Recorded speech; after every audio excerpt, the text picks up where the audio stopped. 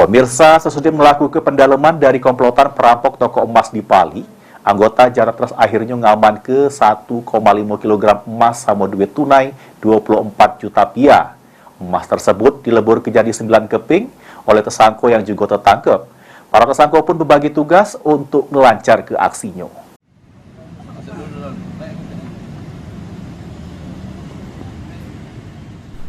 Anggota unit 4 Jaratres Polda Sumsel berhasil menangkap kelima pelaku perampokan toko emas di Kabupaten Pali yang terjadi pada 31 Oktober 2023 yang liwat.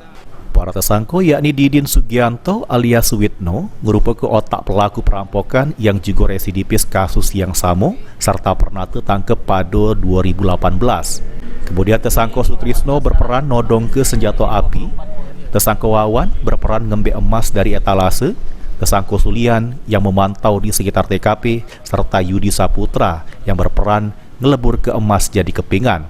Dari tangan para tersangka, polisi ngaman ke barang bukti emas 9 keping yang sudah dilebur, set-set alat pelebur emasnya, 2 motor bebek Samometik yang digunakan tersangka beraksi, motor Verza yang dibeli tersangka dari hasil perampokan, duit tunai sebanyak 24 juta rupiah, serta 2 ekor senpi rakitan milik tersangka Didin Sugianto alias Witno beserta amunisinya. Polisi menyebut pas kejadian pada awan hari di TKP, tersangka Didin Sugianto alias Witno sempat nembak ke senjata apinya sekali ke arah pucuk untuk nakut-nakuti korban sama masyarakat sekitar. Pada saat tiga langsung masuk ke Pomas, langsung menodongkan senjata api rakitan